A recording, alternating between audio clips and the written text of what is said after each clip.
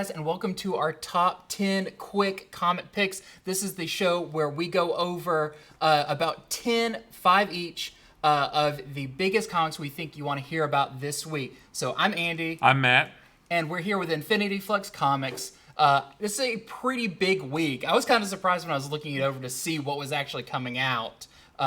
Pretty much the two big heavy hitters from Marvel and DC, their team books, came out this week. Right, and they're right here right beside each other. So this week, I'm going to start off with Avengers #1. So this kicks off a new era of Avengers, written by Jed MacKay. This is great. Your lead in this is Captain Marvel. This issue, she's mostly going around and recruiting people for her ideal Avengers team. So it's really good, but there is some hints at the end that there are some big things coming. So I definitely think if you're a big Marvel fan, this is a good one to pick up this week.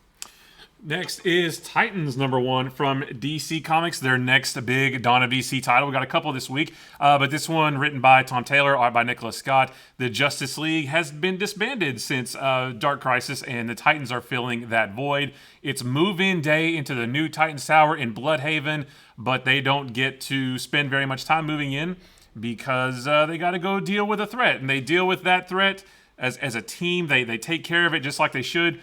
But then there's some other seeds of things to come. It's really interesting. Just a new Dawn of DC, a new era for Titans and for the big team in DC.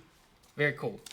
Next up, I've got Batman, the Brave and the Bold. I keep on saying this reminds me of the Urban Legends. This is Batman, Brave and the Bold. Very much like the Urban Legends. This is an anthology book with multiple creators, multiple writers. The first story in this, I think, is kind of one of the big draws of this book. It is the first, investigation or first kind of run-in between Batman and the Joker. This is written by Tom King. I think definitely people want to check this out. There's a great Superman story in it. There's a great alternate take on Batman by Dan Mora in it. There's just so many great stuff. So if you like those anthology, 5 or 6 pages a story type books, you'll definitely want to check out Batman Brave and the Bold.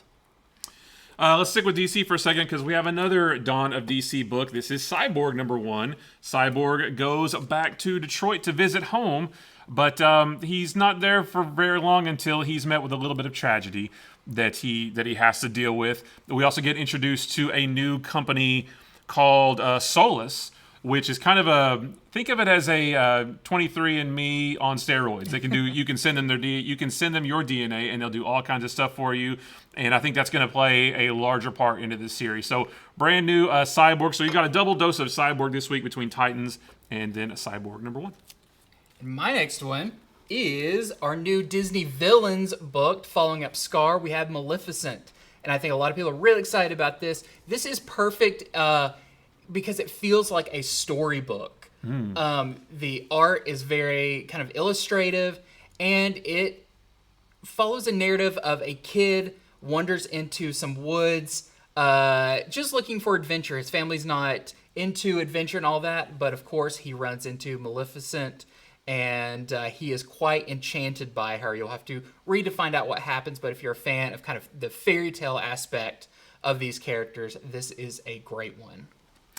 Next from Marvel, Fantastic Four #7 or Legacy #700. So Marvel likes to do big things with these anniversary books, and this one is no different. This one feels like a Silver Age book because it's actually broken up into chapters like the original books back in the early 60s were.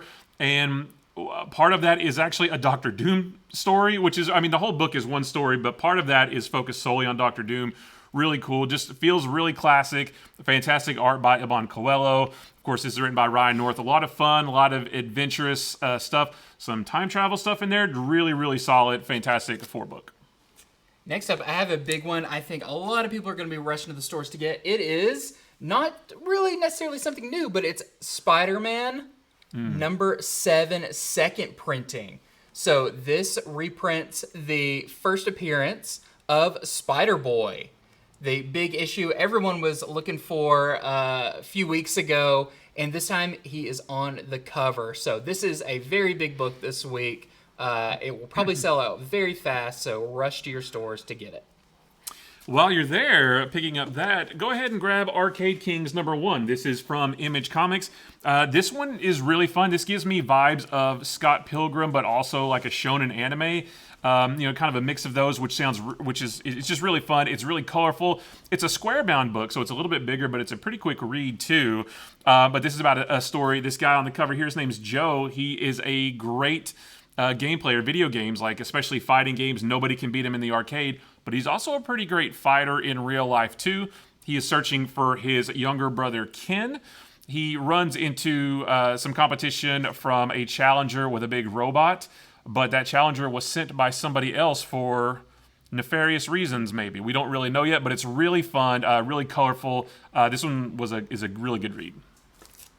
Another #1 this week is The Vigil from DC Comics. This is not their first appearance. They appeared during Lazarus Planet, but we've only got a little taste of them. Here's where you're going to find out a lot more about this team. If you like kind of super spy, this is a very espionage, secret agent feeling book about this team who their main job is to keep powerful weapons out of the hands of supervillains.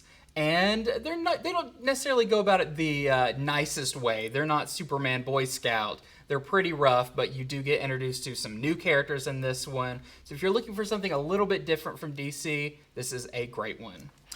And I am never going to pass up an opportunity to talk about Batman Superman World's Finest. This is number 15. So, we're kind of pretty well into the series now, but this book is so much fun still. There are a lot of good cameos in this. We see Batman, Superman, and Robin fighting Ultra Morpho, which is, think Metamorpho, but an android who can also create any element that they want, including kryptonite. So that spells bad news for Superman. There's a lot of cameos in this. It's really colorful. Of course, amazing art by Dan Mora. Like, this one was just so much fun. Like, fun to read, a classic Silver Age feeling book. I love this. Well, and was that your 5 books? I believe it was. Well, thank you for joining us for our top 10 quick picks. Be sure to go to infinityflux.net to pick up any of these books, sign up for books. Everything you order, you get 10% off. And if you want to hear more about the books coming out this week, more about these and a lot more, check out our longer video, our early comic spoiler light review show we'll be doing here in just a minute. So thank you for watching, and until next time. See ya.